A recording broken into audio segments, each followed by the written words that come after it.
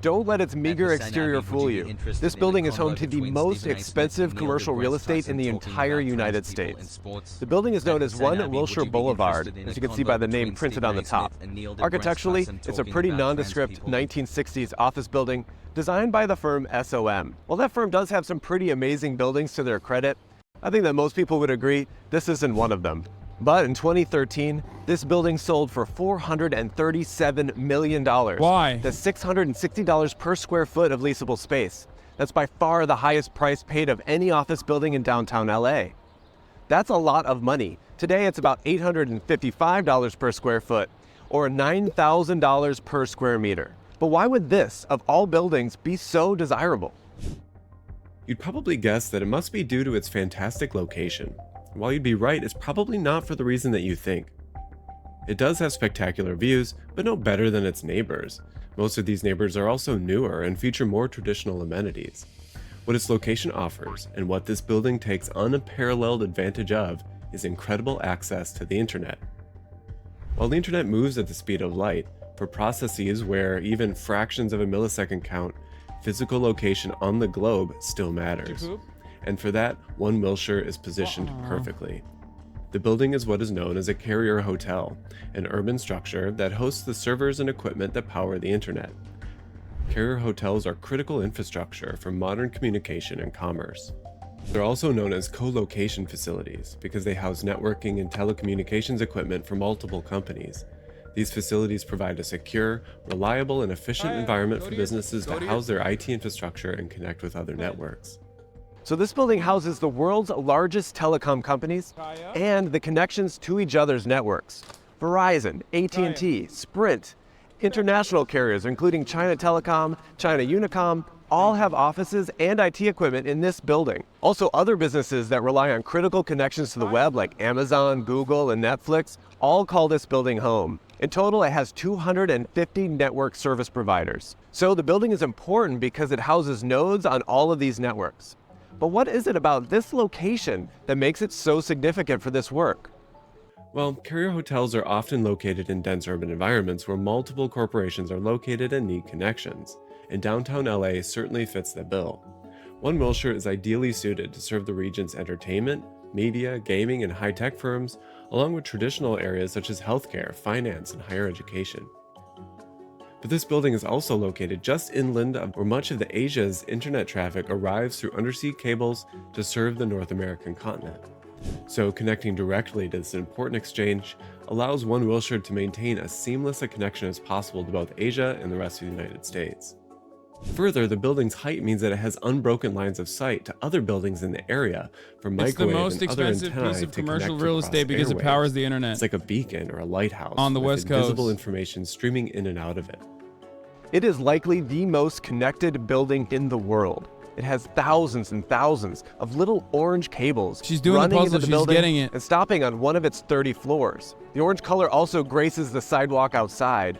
That's because LA color codes its various infrastructure networks underground. Red for power, blue for water, orange for networking, and so on. And the fact that this quality of the building above all else is what it can offer shows a lot about what we value, the role of the city in contemporary life, and how the built environment serves to support and enable our lives. This marks a significant difference between the way that we traditionally think of the city and the way that it actually works today. In the past, visible geographic features were often the organizers of cities. Access to a river, for instance, meant routes for transportation, power for manufacturing, maybe even sources for food. But today, the important infrastructure that powers the engine of the city is often invisible. The theorist Kazis Vernellis argues that 1 Wilshire is a major piece of global economic engine. It's part of a telecommunications economy that recently supplanted aerospace as one of the region's leading global industries and helped to support the rise of Hollywood's entertainment economy. The entire system converges in a single-use, vertical hub centered at 1 Wilshire, a bland high-rise distinguished only by the extra-large cooling units on its roof and the proliferation of orange markings on its surrounding paving. I've often thought about the movie The Matrix was in part a critical cautionary tale of this condition.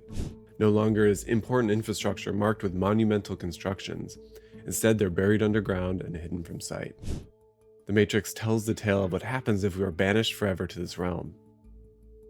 The Wachowskis aren't the only ones using their creative medium to reconcile this extreme disconnection between our digital worlds and our physical ones. When we're sort of like inside of these kinds of impersonal office spaces, aren't we as good as machines at that point? You know, I think. I also spoke with Jimenez Lai, who was commissioned by the Downtown Center Business Improvement District to communicate the complicated role of the building in time and space.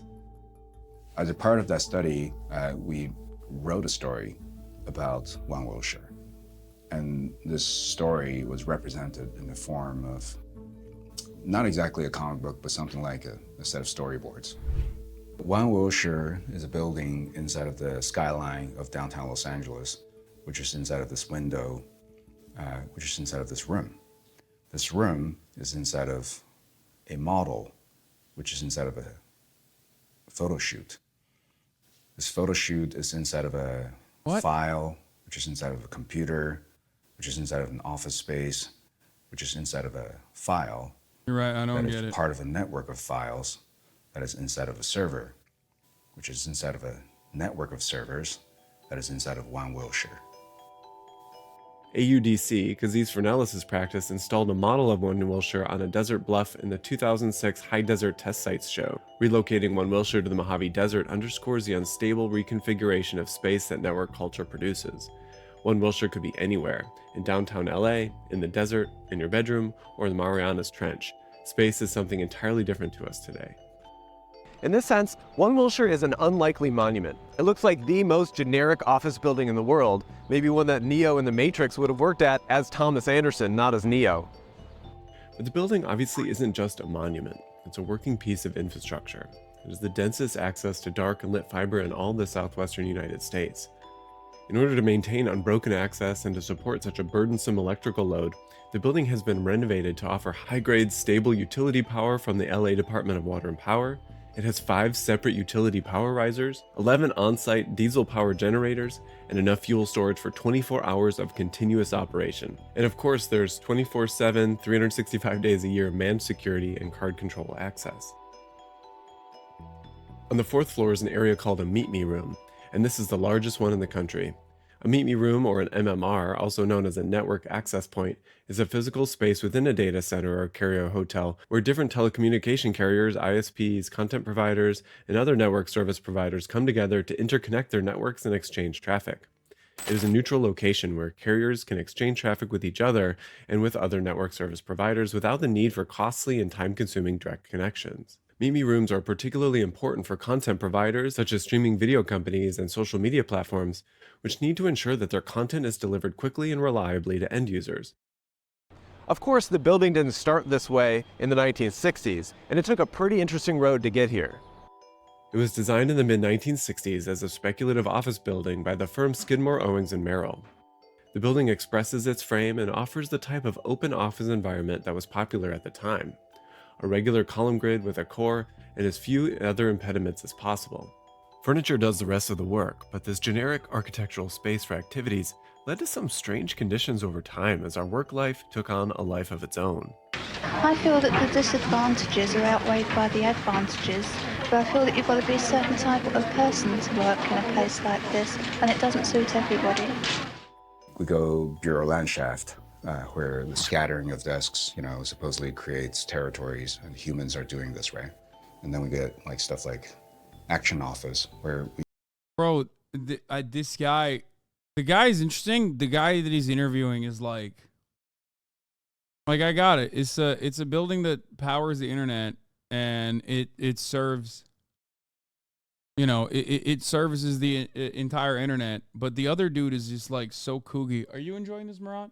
You're my North Star when it comes to STEM Lord A-worded content that people are enjoying. Yeah, he said they're trying to make it a little too artsy.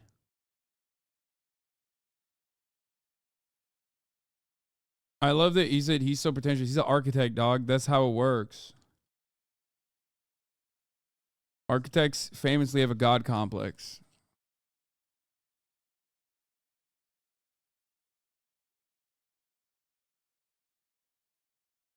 What the fuck is this? How inbred is King Charles? Out of every video I have ever made, this is undoubtedly